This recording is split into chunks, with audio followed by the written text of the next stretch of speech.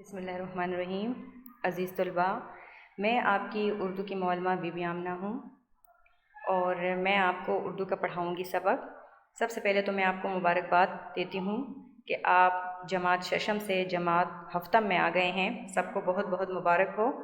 اور یہ ہماری اردو کی کتاب کا ٹائٹل پیج ہے جس کے اوپر لکھا گیا ہے اردو کی کتاب اور 7ویں جماعت کے لیے۔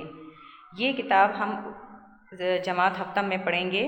اس کتاب کے کچھ اسباق کے متعلق میں آپ کو بتاتی چلوں کہ کون کون سے اسباق ہم میعاد اول میں پڑھیں گے۔ سب سے پہلے ہے غازی علم دین شہید، پھر اس کے بعد ہے پیکر شجاعت، خیبر پختونخوا، فطرت کے خلاف بغاوت، طبیعیات، مثبت سوچ اور فٹ بال۔ یہ ہیں اسباق۔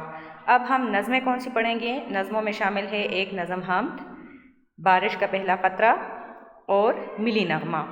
سب سے پہلے ہم جس سبق کے بارے میں آج پڑھیں گے وہ ہے غازی علم دین شہید۔ سب سے پہلے میں آپ کو غازی علم دین شہید کے بارے میں تھوڑا سا بتاؤں کہ غازی علم دین شہید کون تھے۔ غازی علم دین شہید ایک سچے عاشق رسول تھے اور انہوں نے راجپال نامی ایک کتب فروش تھا جس نے رسول اللہ صلی اللہ علیہ وسلم کی شان میں گستاخی کی تھی اور ایک گستاخانہ کتاب شائع کی تھی، لہٰذا غازی علم الدین شہید جو ہے وہ یہ بات برداشت نہ کر سکے اور انہوں نے راجپال ملعون نامی شخص کو جو ہے قتل کر دیا تھا۔ اس کے متعلق ہم مزید پڑھیں گے اپنی کتاب میں۔ سب سے پہلے ہم نئے الفاظ کی طرف آتے ہیں۔ زندہ و پائندہ یعنی ہمیشہ رہنے والا، دائمی اس کا بھی مطلب ہے ہمیشہ، ملعون لعنت کیا گیا، کتب فروش یعنی کتاب بیچنے والا، کتب کتاب کی جمع ہے، فروش بیچنے والے کو کہتے ہیں یعنی کتابیں بیچنے والا، بار آور یعنی مفید ثابت ہونا، سرشار یعنی لبریز، سراپہ احتجاج یعنی احتجاج کرنے والا یا احتجاج کرنے والے، مصمم یعنی پکا ارادہ۔ اگر تاریخ کے اوراق اٹھا کر دیکھیں، اوراق ورق کی جمع ہے، اور اٹھا کر دیکھیں تو بے شمار ایسی شخصیات کا ذکر ملے گا جنہوں نے اپنے کارہائے نمایاں سے نہ صرف اپنے آپ کو امر کر دیا بلکہ اپنے مذہب امر کر دیا یعنی ہمیشہ کے لیے اپنا نام چھوڑ دیا، بلکہ اپنے مذہب، ملک اور قوم کو بھی زندہ اور پائندہ رکھنے میں اہم کردار ادا کیا ہے، یعنی ہمیشہ ان کا نام زندہ رکھنے میں بھی اہم کردار ادا کیا ہے۔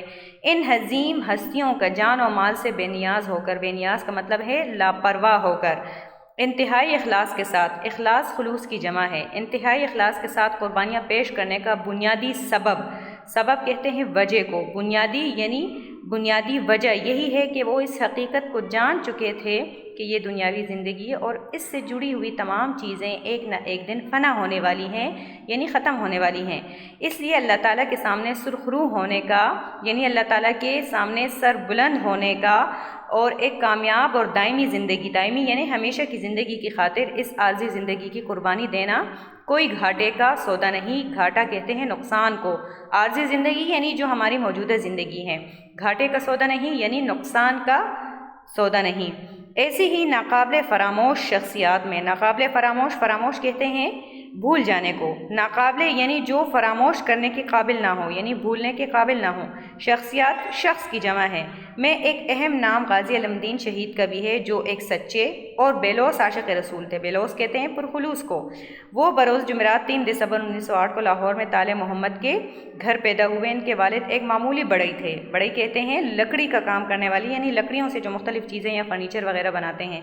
غازی علم دین شہید کا رجحان یعنی ان کا میلان، ان کی توجہ بچپن ہی سے مذہب کی طرف تھا، اس لیے دیگر بچوں کی نسبت ان کی عادت کی جمع ہے، اطوار طور کی جمع ہے، عادات و اطوار یعنی طور طریقے میں شروع ہی سے ایک پروقار سنجیدگی تھی یعنی ایک خوبصورت سنجیدگی تھی۔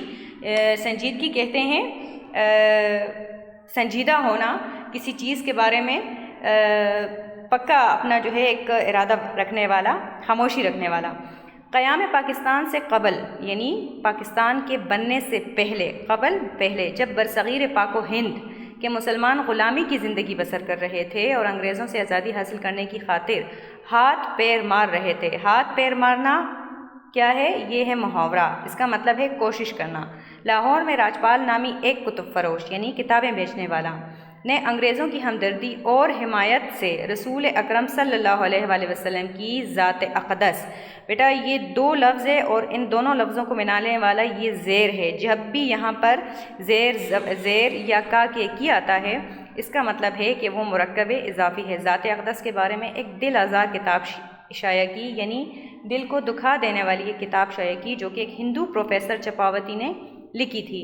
اس ملعون کو بچانے کے لیے، ملعون کہتے ہیں لعنت کیا گیا کو بچانے کے لیے اس کتاب پر مصنف کا نام تحریر نہیں کیا گیا، یعنی یہ کتاب پروفیسر چپاوتی نے لکھی تھی لیکن اس کو بچانے کی خاطر اس کتاب پر مصنف کہتے ہیں آتھر کو، کا نام تحریر نہیں کیا گیا تھا، یعنی نہیں لکھا گیا تھا۔ تحریر کا مطلب ہے لکھنا۔ شان رسول صلی اللہ علیہ وسلم میں گستاخی کی اس مذموم حرکت کے خلاف، مذموم یعنی بری حرکت کے خلاف اس وقت کی عدالت سے رجوع کیا گیا، یعنی عدالت سے رابطہ کیا گیا، مگر توہین رسالت کا یعنی رسول پاک صلی اللہ علیہ وسلم کی شان میں گستاخی کرنے کا قانون نہ ہونے کی وجہ سے عدالت نے راجپال ملعون کو کوئی سزا نہیں دی اور بری کر دیا، آزاد کر دیا۔ اس فیصلے سے مسلمانوں میں غیظ و غضب کی لہر دوڑ گئی۔ غیظ و غضب یعنی شدید غصے کی لہر دوڑ گئی، شدید غصہ آیا اور وہ راجپال کو خود سزا دینے کے لیے کمر بستہ ہو گئے، یعنی انہوں نے فیصلہ کر دیا کہ وہ خود اب راجپال کو سزا دیں گے، کمر بستہ ہو گئے، پختہ ارادہ کر لیا، اٹھ کھڑے ہو گئے۔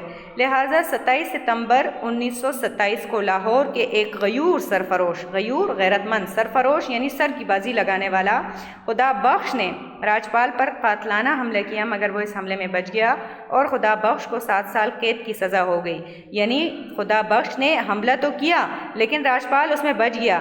اب نتیجہ کیا ہوا کہ حملہ کرنے کے جرم میں خدا بخش کو 7 سال کی قید کی سزا ہو گئی، مگر یہ سلسلہ کب تھمنے والا تھا؟ یعنی یہ اس پر حملہ کرنے کا جو سلسلہ تھا یہ رکنے والا کب تھا؟ تھمنا، رکنا۔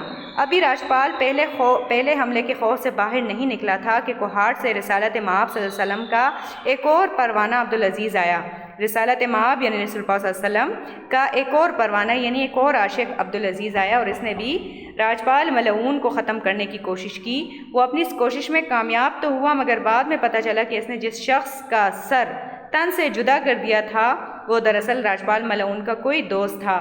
اب کوہاٹ کا جو پروانہ تھا، جو عاشق رسول تھا، اس نے بھی کوشش کی، وہ اپنی اس کوشش میں کامیاب بھی ہوا، لیکن اس نے جس شخص کو مارا تھا وہ راجپال ملعون نہیں تھا بلکہ اس کا کوئی دوست تھا۔ اب آگے بتایا جا رہا ہے کہ ان واقعات نے راجپال کو حواس باختہ کر دیا، خوف میں مبتلا کر دیا، حواس باختہ خوف میں مبتلا کر دیا۔ اس لیے وہ اپنی زندگی کی سلامتی کی خاطر انگریزوں کے سامنے گھٹنے ٹیک کر مدد مانگتا رہا، ان سے زندگی کی بھیک مانگتا رہا کہ اب میری مدد کی جائے، مجھے بچایا جائے۔ تاہم وہ ایک ایسے منجدار میں پھنس چکا تھا جہاں پر ڈوبنا ہی اس کا مقدر تھا۔ منجدار دریا کے بیچ میں ایسے گول گول سے دائرے بنتے ہیں، یہ اس بات کی نشانی ہوتی ہے کہ یہاں پر پانی بہت گہرا ہے۔ اب وہ مصیبتوں کے گہرے دلدل میں پھنس چکا تھا جہاں پر ڈوبنا ہی اس کا مقدر تھا، یہاں پر موت مقرر تھی اس کے لیے۔ مسلمان جو تھے وہ شدید غصے میں تھے، وہ اس کو چھوڑنے والے نہیں تھے۔ مقدر یعنی نصیب کو کہتے ہیں۔ بیٹا آج کے لیے یہاں تک کافی ہے۔ اس کے الفاظ معنی میں نے آپ کو بتائے اور اس کے مزید الفاظ معنی جو ہے وہ میں نے آپ کے لیے پیج بنایا ہے، لیکن سب سے پہلے آپ نیٹ کاپی پر اس طرح سے بنائیں گے جس طرح سے ہم نے 6 میں بھی کیا تھا۔ پہلے صفحے پر ہم نے فہرست اسباق بنایا تھا، یہاں پر یہ ہیڈنگ ہم نے دی تھی۔ یہ یاد رہے کہ یہاں پر ہم کوئی تاریخ نہیں لکھتے اس صفحے پر۔ اسی طرح آپ سیکوینس میں لکھیں گے، یہ آپ بلو مارکر سے لکھیں گے اور یہ باقی اردو قلم سے لکھیں گے، کٹ نب سے لکھیں گے۔ سب سے پہلے غازی علمدین شہید، پیکر شجاعت، خیبر پختونخوا، فطرت کے خلاف بغاوت، طبیعیات، مثبت سوچ، فٹ بال۔ یہ لکھنے کے بعد ایک لائن چھوڑ کر اس کے بعد آپ لکھیں نظموں کی ہیڈنگ دیں اور پھر آپ کٹ نب سے لکھیں حمد، بارش کا پہلا قطرہ، ملی نغمہ۔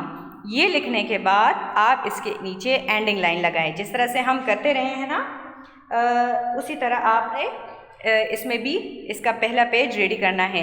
جب آپ اس صفحے پر یہ کام کر لیں تو پھر آپ کو پتہ ہے نا کہ یہ والا صفحہ بھی ہم چھوڑ دیتے ہیں اور پھر ہم اگلا کام اس صفحے کے اوپر کرتے ہیں۔ اس صفحے کے اوپر ہم اس سائڈ پر ڈبل مارجن لائن لگائیں گے 1 فنگر گیپ کے ساتھ اور یہاں اس کے ٹاپ پر ہم ڈیٹ لکھیں گے۔ آپ کو پتہ ہے ڈیٹ ہم اردو میں لکھتے ہیں، اردو کے سبجیکٹ میں ہم اردو میں یہاں بالکل کونے پر ڈیٹ لکھتے ہیں۔ یہ صفحہ آپ لکھیں گے سب سے پہلے اور اس کے بعد اسی طرح نمبر شمار دیں گے اور آخر میں اینڈنگ لائن لگائیں گے۔ یہ کرنے کے بعد پھر آپ لکھیں گے سب سے پہلے اگلے صفحے پر یہاں لکھیں گے، یہاں کونے پر لکھیں گے تاریخ، جیسے میں نے تاریخ لکھی ہے۔ اسی طرح پھر آپ لکھیں گے سبق اور پھر اس کے نیچے آپ لکھیں گے سبق کا نام غازی علمدین شہید۔